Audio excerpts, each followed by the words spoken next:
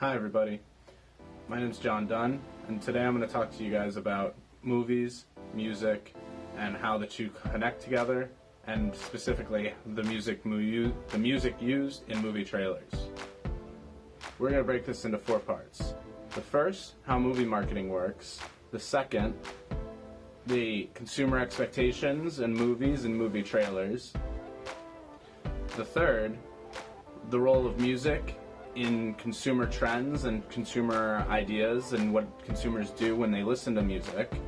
And the fourth, putting them all together and seeing the role of music in movies and movie trailers. Let's get started. Alright, so the first thing I'm going to discuss is how film marketing works. So to market a film, it requires a lot of money and a lot of time. So a normal film usually makes about $26.7 billion worldwide, according to HowStuffWorks.com. The average marketing budget is about half the total production budget of a film, which is a lot of money. It's about $30 to $35 million dollars. Nearing the film's production, there's going to be a lot of different things going on. There's going to be posters, billboards, there's going to be viral videos perhaps, there's going to be press junkets, and of course the trailer.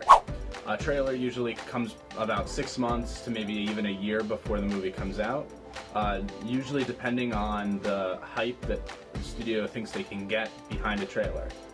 A typical trailer that is constructed in this period of marketing will display hints at some maybe special effects that are going to happen, key characters, elements, and of course the tonality of the film. The tone of the film really is where the music stands. If there's exciting music, it's going to be it's suspenseful film.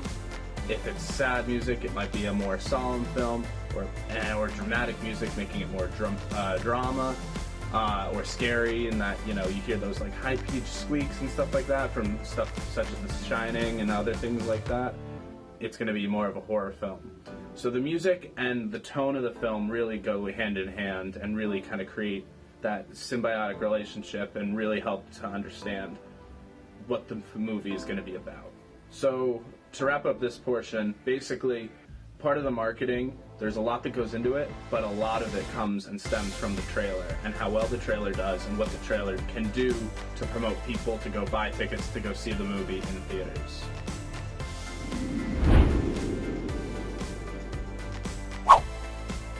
So throughout my research, I found a study by Vince Walder and his associates, and they researched how different aspects of movie trailers had impacts on consumers and consumer trends.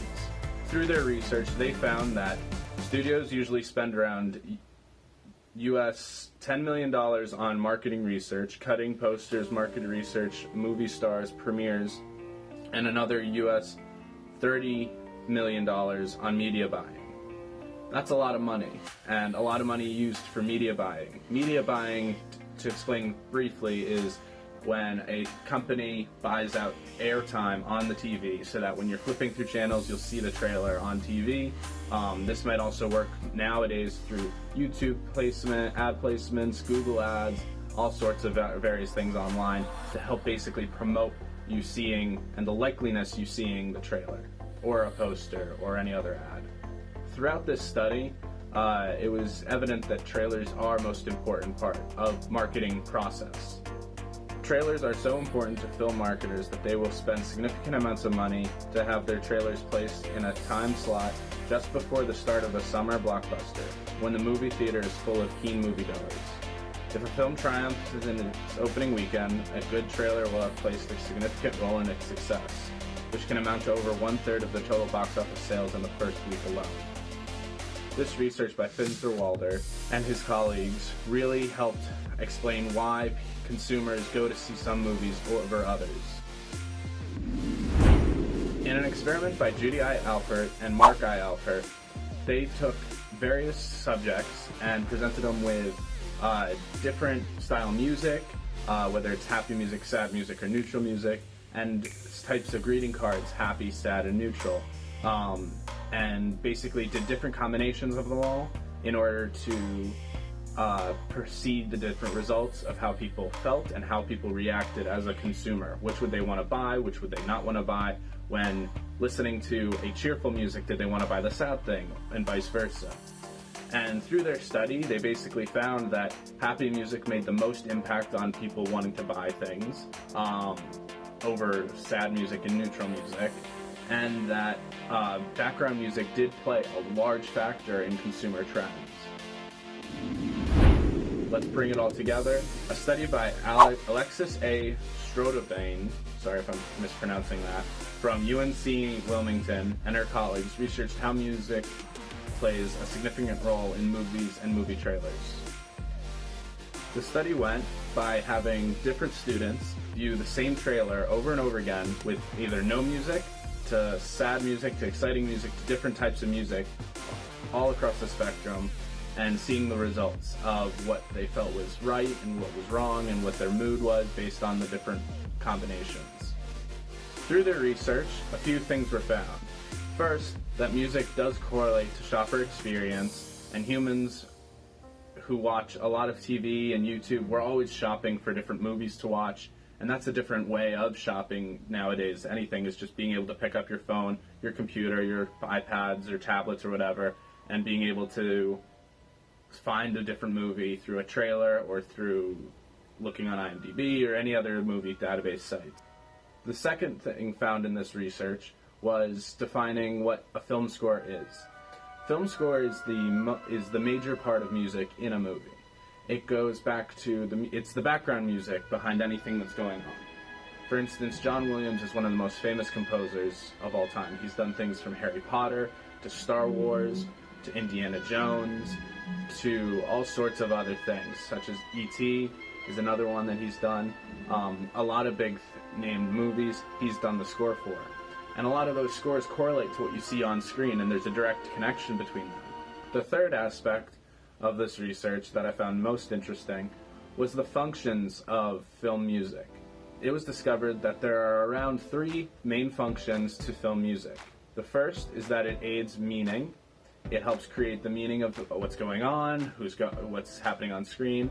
It also helps aid memory. It helps you remember things that happened earlier in the film, or maybe helps project things that are going to come in the future.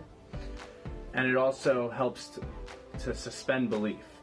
When you watch a movie, if you were to just hear every natural thing that you would, there's obviously no music going on in the background of everyday life, but music does help provide a little bit more comfort, and when you're watching something on screen, you want to be also hearing something as well, and that's just the subconscious working. And so that's part of how you suspend belief, is by adding a little extra music to help go inside with what's happening on screen.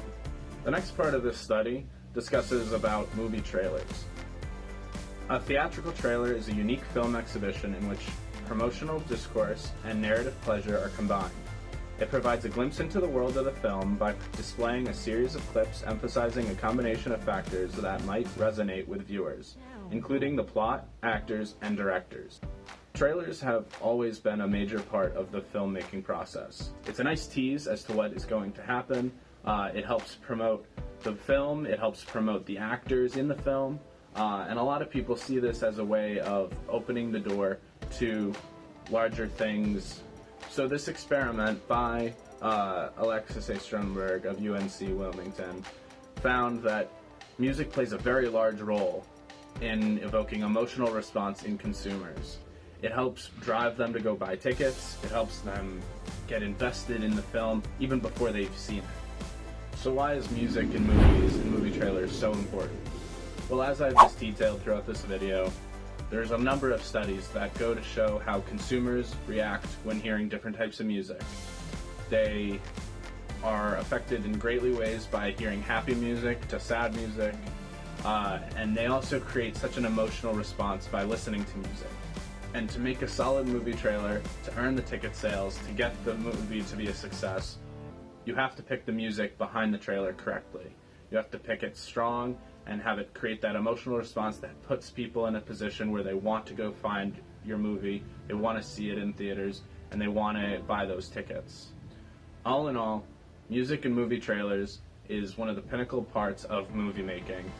It's a huge decision that's made not only by the marketers of the film, but the movie makers themselves, and it is something that can't go unsaid. Thanks for listening, and I hope you enjoyed the video.